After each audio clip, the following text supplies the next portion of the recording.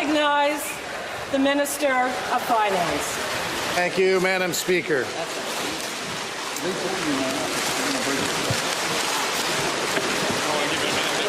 It's like Christmas in Toronto and Ontario. Everyone's got their budget. Well, thank you, Madam Speaker. Today, Ontario and Canada face challenges unlike anything we have ever faced before. Our closest ally and trading partner, our neighbour, the United States, has overturned an economic relationship we once saw as unshakable. Madam Speaker, I lived in the United States for 15 years. My wife is American. My children were raised there. I remember those days fondly. And working for a Canadian financial institution, I also served as the president of the Canadian Association of New York.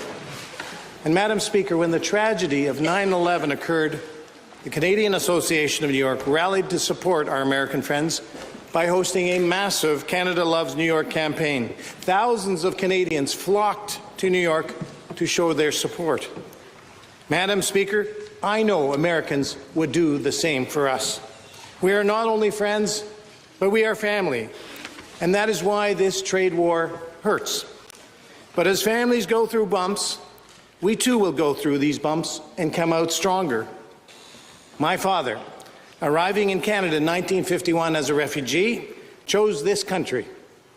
He came to Canada with nothing, and Canada gave him everything. So I dedicate this speech to him and the 41 million others who call this land of ours home.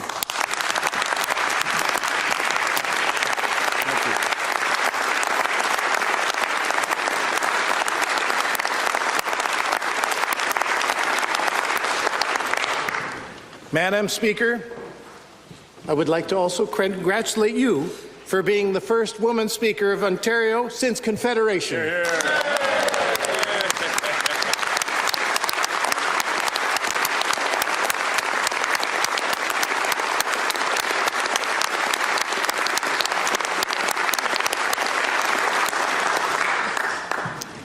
And before I begin, I would like to paint a brief picture of the time and place our province finds itself.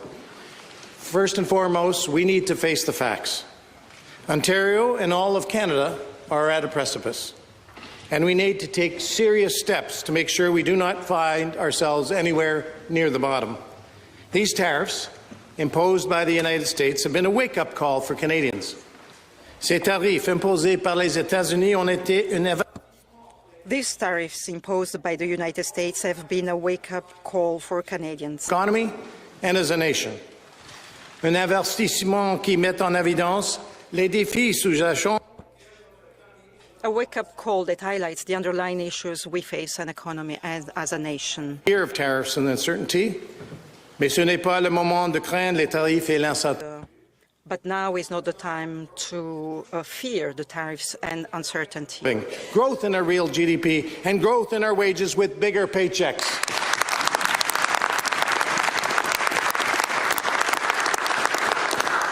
We need to achieve this reality because future generations depend on it. And we need to leverage every tool at our disposal to make that happen. Whether it is our competitive advantage in critical minerals, in energy, technology, talent, and our workers, or any other area, we will need to bolster our economy by investing in our powerful and promising industries, by building more, by building faster, and by protecting jobs and creators. And by doing so, we achieve long-term prosperity. After all, a strong economy provides the necessary revenues to invest in education, housing, and health care. And so the next question is, how? How will Ontario stand to face the challenges before us and deliver the economy that our future depends on? Madam Speaker, I come here before you today with a proposal, a plan. Au nom du Premier ministre Doug Ford et tout notre gouvernement. On behalf of the Premier and of all the Government of Ontario, today I would like to introduce the Budget 2025 plan in order to protect Ontario. And our entire Government of Ontario, it is my honour today to present to you the 2025 Ontario provincial budget a plan to protect Ontario.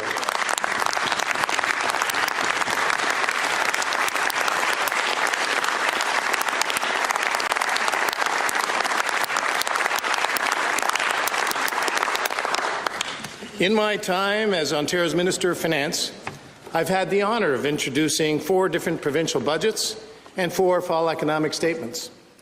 Successive budgets that since 2018 have helped create 1 million more jobs, grown our GDP to over $1.2 trillion, attracted new investments in key sectors, and have the most ambitious capital plan in our history with over $200 billion over the next 10 years.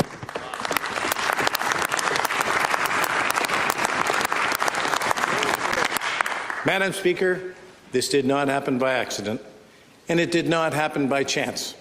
These accomplishments came as the result of hard work from the people and businesses that make up Ontario's economic engine, the workers who build our infrastructure, manufacture our goods, and extract our natural resources.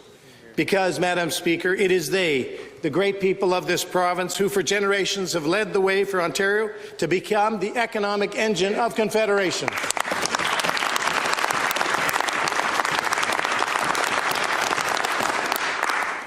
Madam Speaker, these sweeping tariffs have taken aim at our most critical industries, but make no mistake, Canadians have never been more united than we are right now. United in pride and purpose, with a common goal to stand up for one another and help us through these tough times. United in rejecting threats to our sovereignty. And, Madam Speaker, let me be clear as I echo the words of the Premier. Canada will never be the 51st state. Canada is not for sale.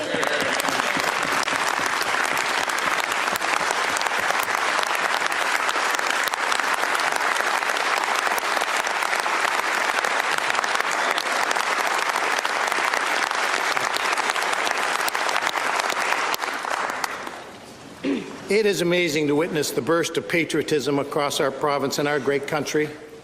Our people and businesses are already out there supporting the local economy in every way they can, putting their money in Ontario-made and Canadian-made. And just like that, our government's plan to protect Ontario is designed to strengthen and support not only Ontario's economy, but Canada's economy as a whole by positioning us for long-term prosperity and growth. Ontario must make a decision that will not only shape the future of our province, but the future of all of Canada. Madam Speaker, if not now, when? As Ontario goes, Canada goes. Our leadership during this period of uncertainty demands that we get the big decisions right. And so, we are left with an important choice to make. A choice between the old economy and a new economy. A choice between an economy of uncertainty and vulnerability or an economy of growth, prosperity, and resilience. A choice between the economy of yesterday and the economy of tomorrow. A future where Ontario enjoys free and unfettered trade with every province and territory, with nothing to stop us from building the most powerful nation and economy in our country's history.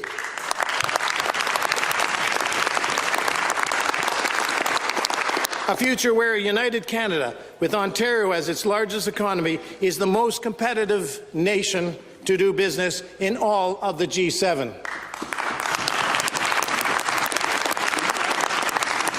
A future with clean nuclear energy and pipelines that power our economic engine and cement our place as a global energy superpower.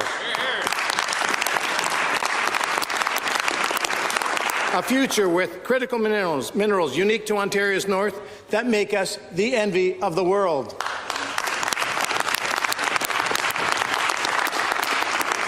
Madam Speaker, these are the economic drivers that will ultimately dictate whether a nation is in or out, who holds the cards, and who the major players are. And here in Ontario, we have all the cards we need to make sure we find ourselves at the table. The natural resources, the talent, the ingenuity. Ontario has everything we need to seize our place in the world as an economic powerhouse that will span generations. Ontario must embrace this newfound opportunity to embark on nation-building projects that will kickstart the next economic age, like the critical mining projects in the Ring of Fire, building nuclear energy generation, including the first modular reactors in the G7 right here in Ontario.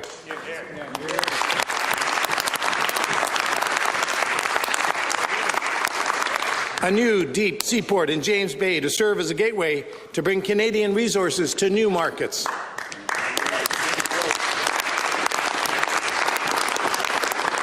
Tunneling the 401 to ease congestion as the busiest highway in North America. And building GO 2.0, the next generation of GO passenger train service in the Greater Golden Horseshoe. Our government was re-elected with a strong mandate from the people of Ontario to protect the economy and jobs. And we expect the federal government to come along with us.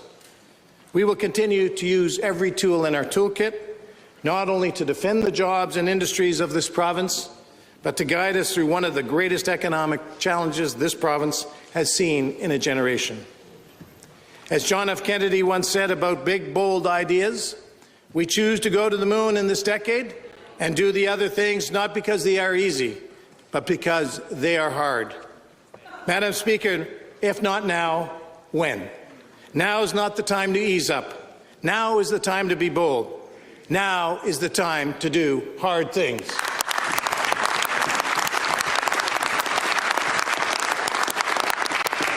The economy of tomorrow is at the door, and I'm here to tell you that our government is ready to answer that call.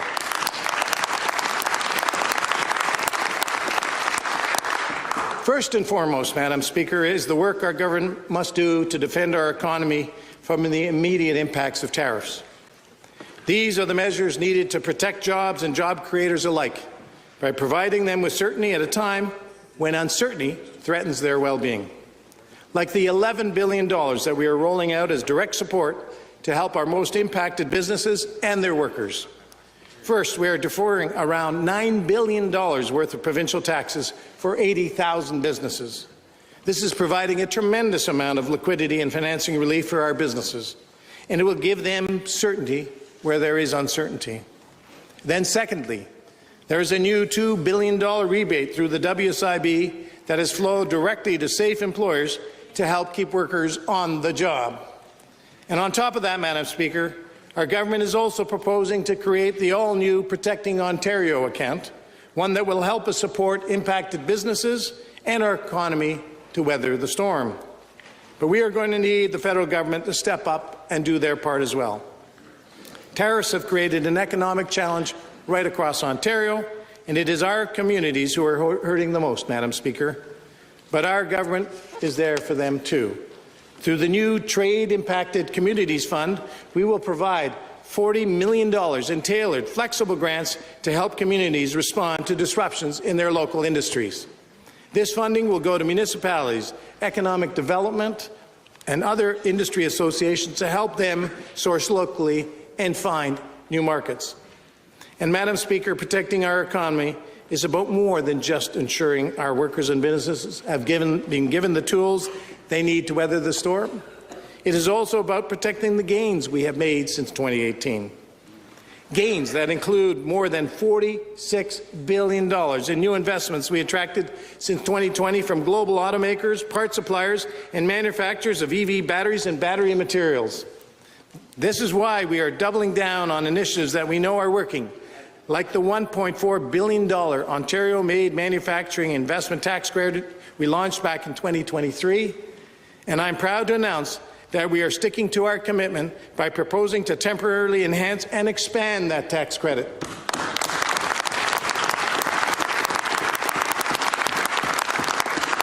If approved, this would increase the rate of support to 15% and make even more manufacturers eligible, including public corporations operating in Ontario. Altogether, this would mean an additional $1.3 billion in support to attract capital investment, help lower costs, and most importantly, protect Ontario.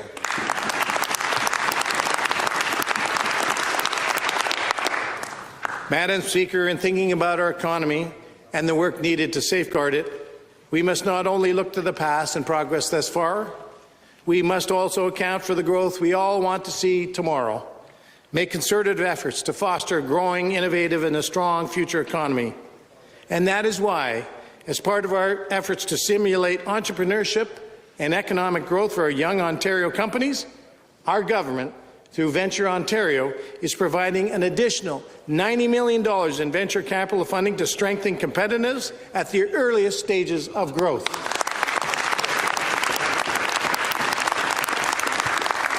This funding will have a major impact on a number of sectors focused on industries like defence, technologies like AI, cybersecurity, life sciences, biomanufacturing, and many others, all of which will have a growing part to play not only for today, but in the economy of tomorrow.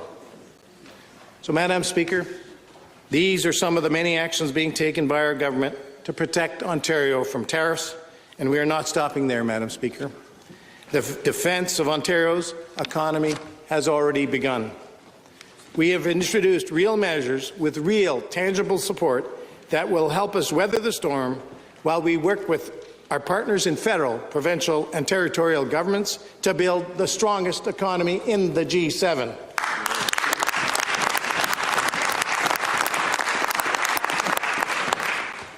And make no mistake, Madam Speaker, our colleagues in Ottawa, the provinces and the territories are just as determined as we are to propel Canada towards the economy of tomorrow. For months now, we have been in close collaboration with our counterparts as a united Team Canada to develop our joint response to this increasingly unpredictable situation. And as Chair of the Council of the Federation, Premier Ford, or Captain Canada, as I like to call him and many others do as well,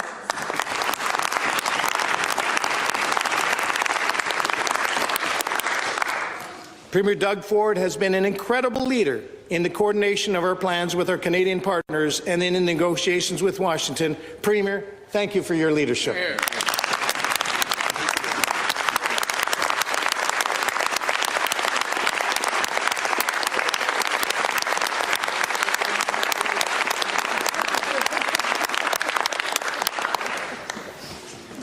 And I myself, as Chair of the Provincial and Territorial Finance Ministers, have had the privilege of working with my counterparts to build provincial and national solutions. Cooperation is key, Madam Speaker, but as a leader amongst the provinces, Ontario has a responsibility to set the tone for the rest of the nation. That is why this government, under Premier Ford, is leading the way in tearing down interprovincial trade barriers once and for all.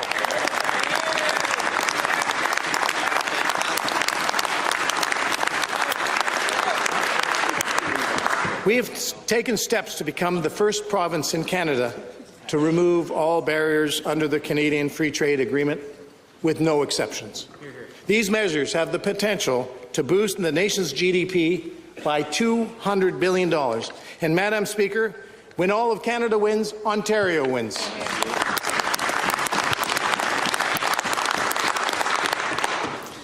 We hold our relationship with all the provinces and territories in incredibly high regard. Our relationship with the federal government is no exception, including with our new Prime Minister and his new cabinet. Congratulations to you all.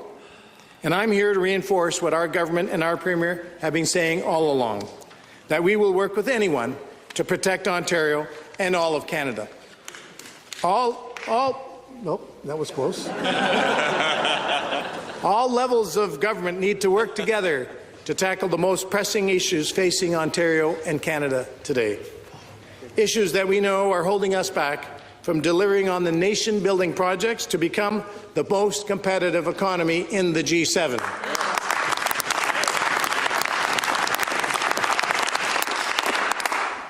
Our government is ambitious, Madam Speaker. What we have in store for Ontario's economic future is nothing short of revolutionary. And while I know we are ready to kickstart these ambitious initiatives, we will need the help of our partners in the federal government to ensure that it happens without delay. Our government made a commitment to the people of Ontario that we would spare no expense to protect jobs, businesses and families. And we fully expect the federal government to do the same by reinvesting every cent of tariff revenues back to impacted workers and businesses.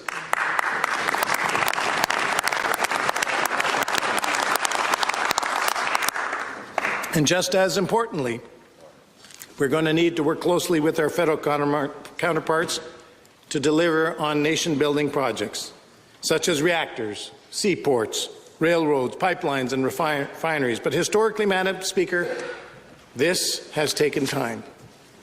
So much time that, in fact, that in 2020, Canada ranked 188th out of 208 economies in the number of days businesses spent dealing with construction permits for new projects.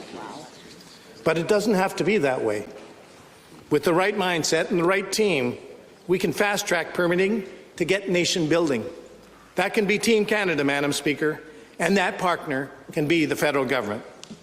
It is reassuring to hear that the federal government has already made commitments to defer to the provinces on issues like environmental assessments by July 1st. And, Madam Speaker, we will be holding them to account.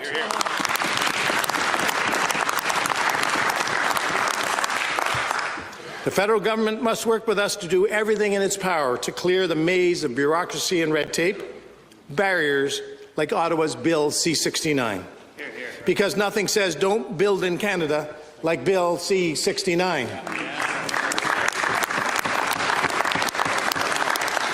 That is why we continue to call on Ottawa to put an end to this legislation and to work with us.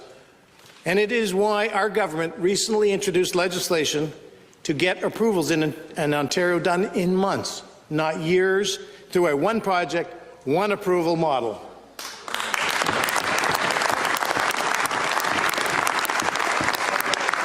This would cut review timelines, uphold robust environmental standards, and help us get nation-building projects going. For example, there are countless billions in economic power held underground in Ontario's north, Madam Speaker.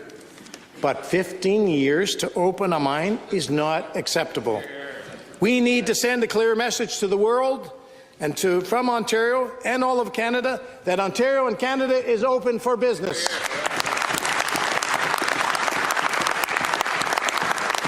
And it all starts by approving projects like the unlocking of the Ring of Fire. That is why I'm pleased to announce that as part of our government's plan to protect Ontario, we are proposing the creation of the all-new $500 million Critical Minerals Processing Fund.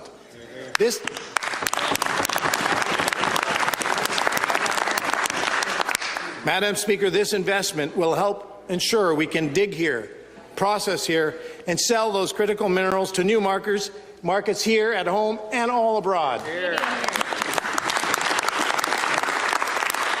But we're going to need an all-hands-on-deck to help to unleash the economic potential of these critical minerals, and we will work alongside Indigenous partners in the North to do it. It is important that we use this opportunity to deliver unprecedented economic development in Northern Ontario. That is why we are working to create partnerships with First Nations that offer economic opportunities and that will span generations, bringing prosperity to the North, and we will do this through our new $3 billion Indigenous Opportunities Financing Program.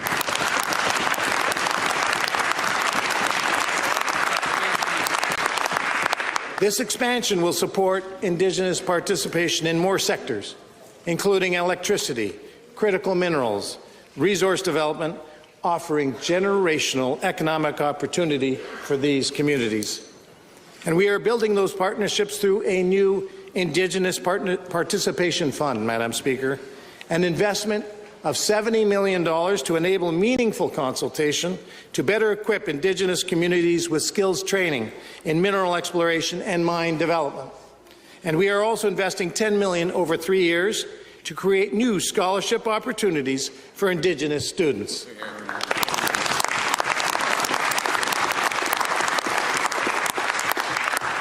Speaker, we must leverage every resource and every partner so that we can attract even greater investments, strengthen our supply chains, and support critical job growth in the North, and, of course, fuel the economy of tomorrow.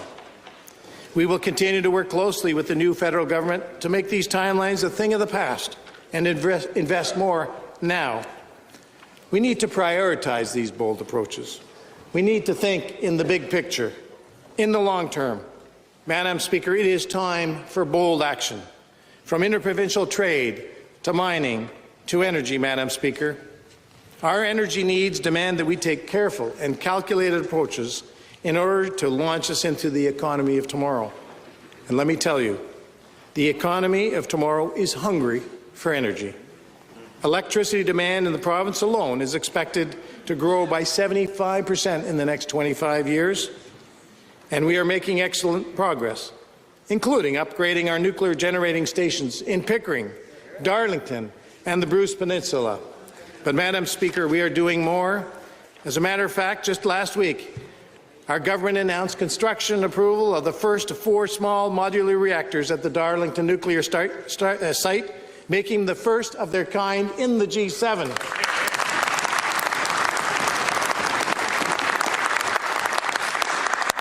Not only will this first small modular reactor, or SMR, produce enough energy to power the equivalent of 300,000 homes, it will also support thousands of good-paying jobs.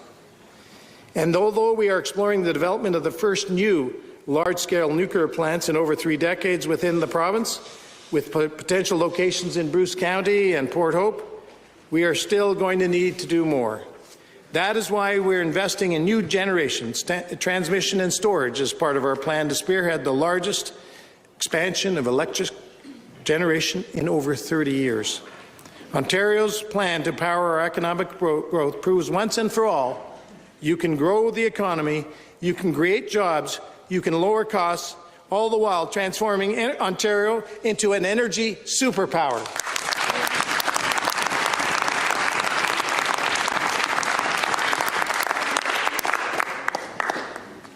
And, Madam Speaker, speaking of being big and bold, we continue to have the most ambitious capital plan in Ontario's history, with over $200 billion over the next decade to build and maintain critical infrastructure, such as roads, highways, transit, hospitals, and high-speed internet.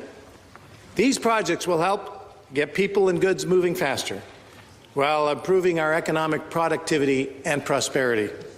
That includes our historic investments in the Housing Enabling Water Systems Fund and the Municipal Housing Infrastructure Program, and will include an additional immediate $400 million investment to enable the construction of more homes.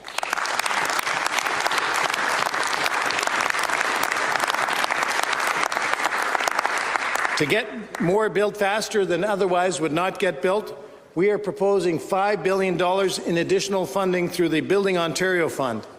Through this, we are leveraging Canadian institutional investments to create value for taxpayers and deliver on even more infrastructure projects in energy, housing, and long-term care.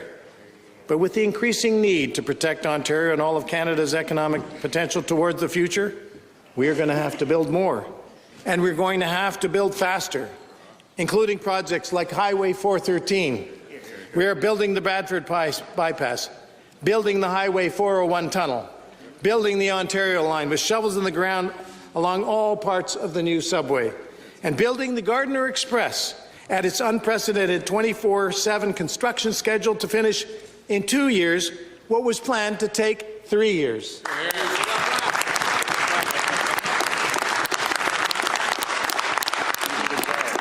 We are also working to deliver on the Hazel-McCallion LRT, and we're making it easier and faster for people to get where they need to go by expanding and building better GO train and bus service.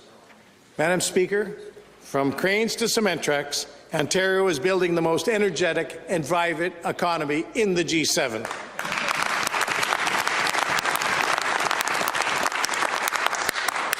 As you can see, our government is not holding back.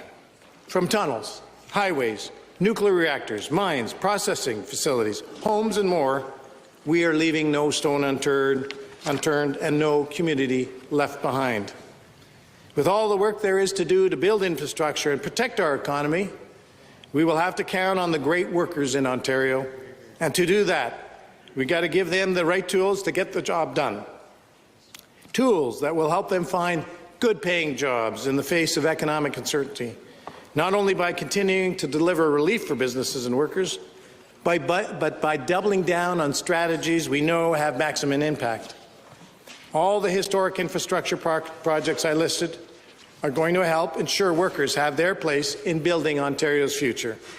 But supporting our workforce also means ensuring they can acquire, develop, and retain their skills. And with another $1 billion investment, we have now announced a total of $2.5 billion in our government skills development fund.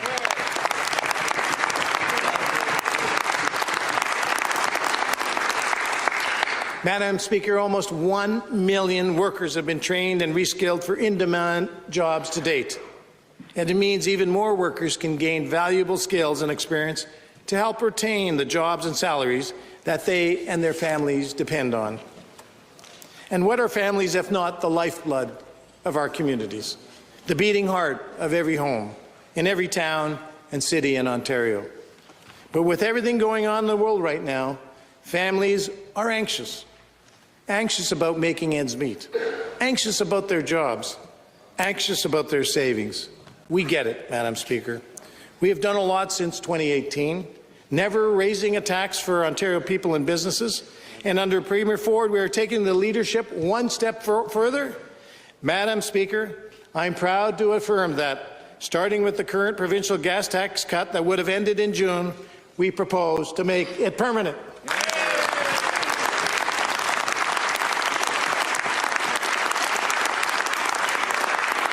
This change, if passed, would save Ontario drivers 5 cents per litre on gas and 5.3 cents per litre on fuel. All in, we have saved families and family and businesses nearly $4 billion.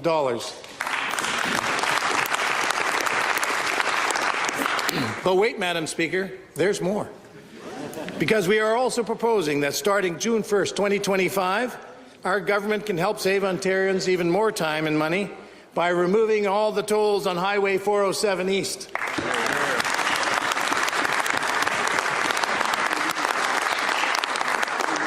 If approved, this would put $7,200 directly back into the pockets of daily commuters every single year. That's real money.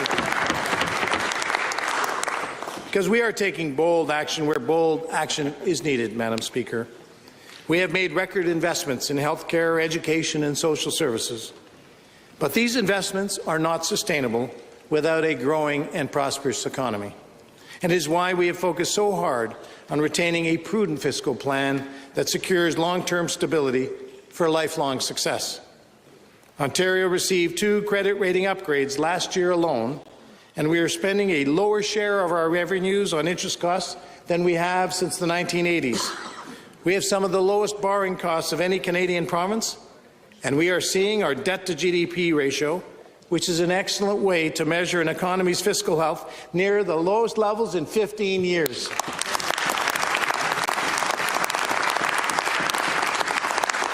And, Madam Speaker, we can now use that balance sheet to protect workers and businesses, because you cannot make record investments in health care like we have without a responsible plan.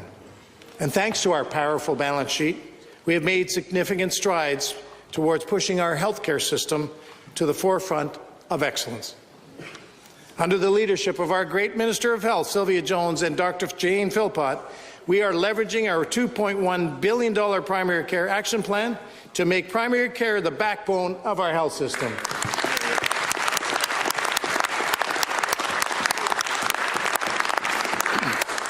Madam Speaker, Ontario is leading the nation in health care once more by becoming the first Canadian jurisdiction to establish a framework that connects every willing person to a family doctor within 4 years, no matter where they live in Ontario.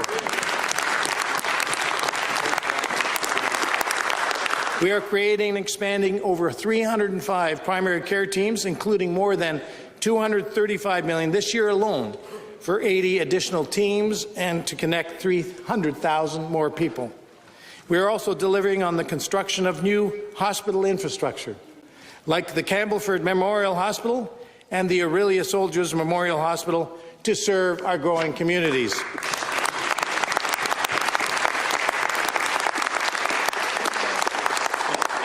Where is she? She's somewhere there.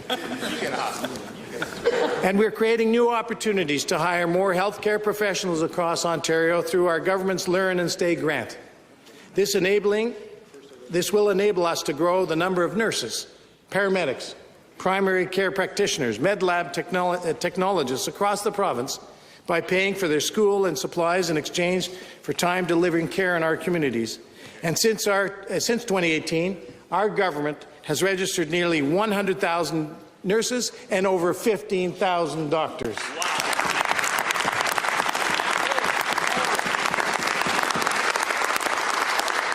We are seeing the success in healthcare human resources, and we're also seeing more positive outcomes when it comes to reductions in surgical and diagnostic wait times.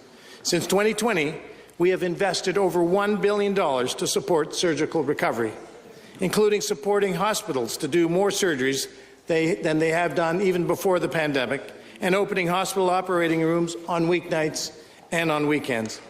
And in 2024-25, over 39,000 cataract surgeries, nearly 66,000 hours of MRI, and over 31,000 hours of CT scans were funded in community, surgical, and diagnostic centres, paid for by your OHIP card, never your credit card.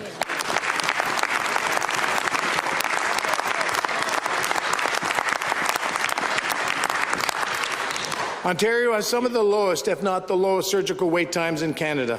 But, Madam Speaker, we can do more. That is why we're investing up to $280 million to expand community surgical and diagnostic centres, to continue making it easier and faster for people to connect to publicly funded surgeries and procedures. And because you cannot build this healthy economy without a healthy population, we are going to get them back out on their feet in the community.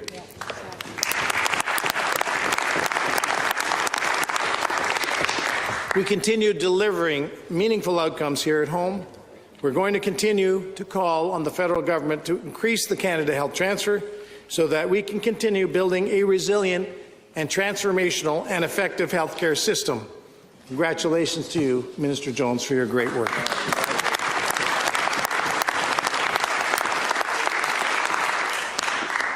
Madam Speaker, working to protect communities is at the heart of this budget.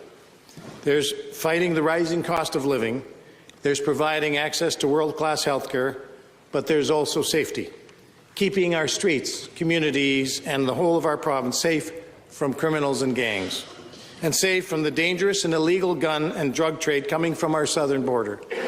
Our brave officers and Border Patrol agents are out every single day working to protect our communities and keep families safe. I want to thank each and every one of them for their service.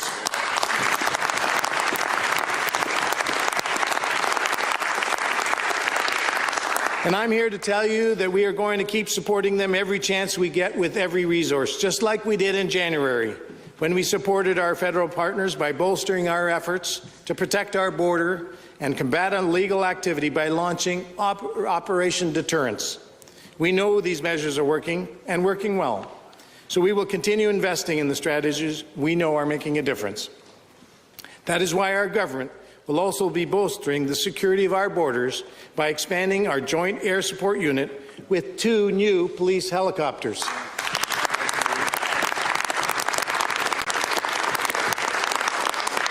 These will support the Niagara Regional Police and the Windsor Police Service as they increase patrol, security, and enforcement at key ports of entry.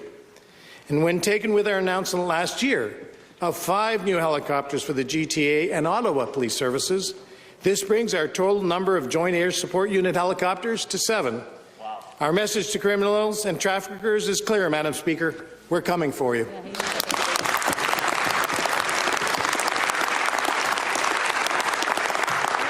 In conclusion, Madam Speaker, there is no sugarcoating the situation we find ourselves in.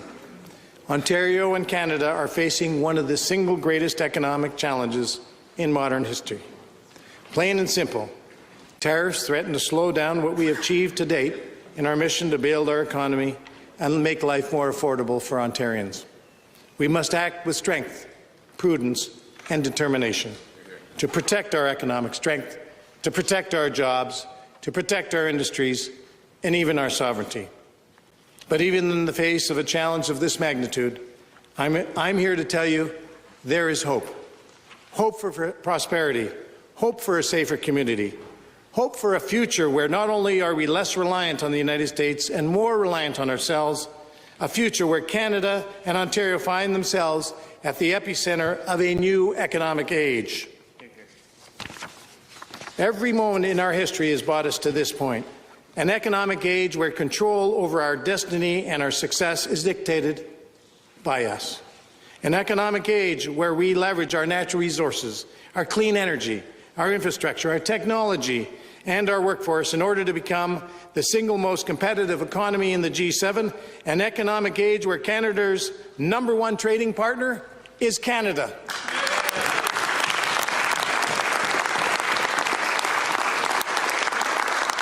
And where free trade among the provinces and territories is just that, free.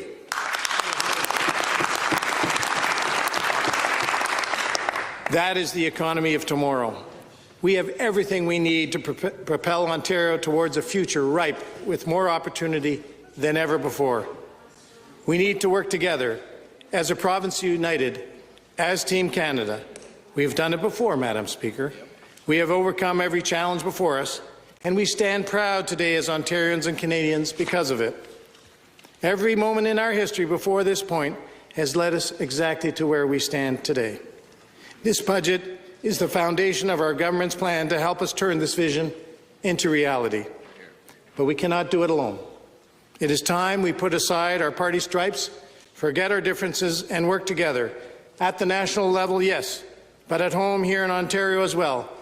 To our colleagues from the NDP, the Liberals, the Greens, and to the independent member, I ask that you work with us so that every worker, family and business in every community across the province is part of the economy of tomorrow. Let us put aside our differences and join us. Let us build Canada together.